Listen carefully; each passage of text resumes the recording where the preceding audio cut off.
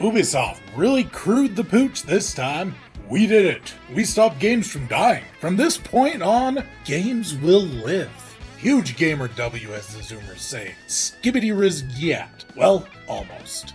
We might need more SIGs due to potential fakes, and this only triggers the European Congress to chat, assuming those tea-swilling boomers know anything about video games or freedom. Happy American Day, mandatory freedom for everyone. For us, our work is done.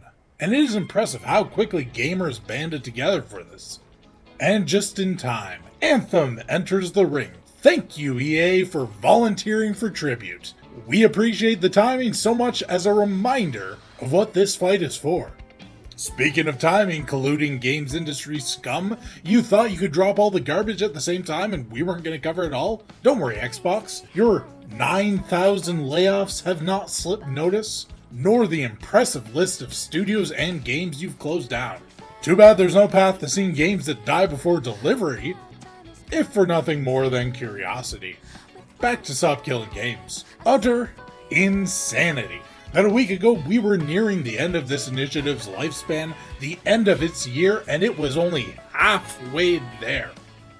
But gamers pulled together to crush the requirements. This went from hopeless with zero chance to, ladies and gentlemen, this is the power of awareness. And two people are to thank for this. Me, and I mean the royal me. So all of you me's out there, give yourselves a pat on the back. And PirateSoftware, the anti-piracy pro-corporation, self-proclaimed Blizzard Nepo baby. So first of all, the narrative that content creators have no influence, absolutely destroyed. Thoroughly. The amount of power that a couple of people with a camera and a 10-minute rant can wield is astonishing. Just make sure you don't use this power for evil. Now Pirate, there's really no way around it, the drama he caused with his open, unabashed attempt to destroy the initiative, and that's him saying that, he was quite proud to admit he was going out of his way to take Stop Killing Games down. The backlash he caused brought so much attention to this cause, it catapulted it to victory. But this was a grisly fight. Still, if it ends up with games preservation and stops companies from stealing purchased games away from customers, it's a big win, no matter how you slice it. That said, not sure why so many influencers are pretending they don't get why Pirate is refusing to apologize or admit he was wrong. And it is a bit confusing because they should know how influencers deal with being wrong about something, if he even thinks he is. Believe it or not, some of these influencers are what you would call arrogant. Not saying Pirate is, but judging from his best known behavior, there's a slim possibility. If you genuinely believe you were right about something, would you apologize?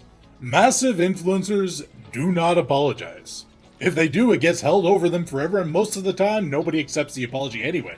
Think about the best known influencers in the political space. They never apologize, never take accountability, never admit they were wrong, never try to see the other side of anything that is significant, even if their takes are beyond the pale. When challenged, instead of apologies, they ignore it, shout it down, use someone else's actions to divert attention, deploy every possible debate fallacy they know, call the people going after you some sort of phobe harasser, call the audience violent, and thus, maybe the person calling you out should be the one apologizing instead. Attack the credibility of not your most popular critic, but on your least popular critic, because that way your supporters will rally not necessarily around yourself, but against them. After all, you wouldn't want to be caught siding with a bigot from the Australian Painters Army, would you?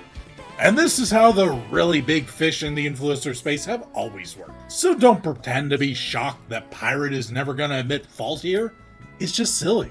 I will be blunt, nothing he has done has even remotely surprised me.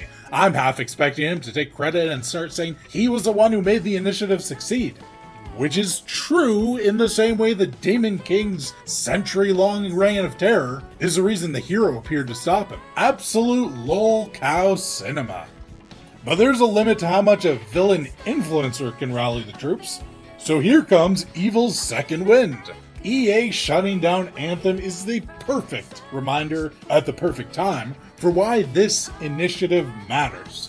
Whatever you think of the game, it is still something people purchased. It is still video game history. It was an origin. Get it? Origin? Nobody got that reference. Origin for the long line of huge studios basically destroying themselves by pursuing live service games they had no business in creating.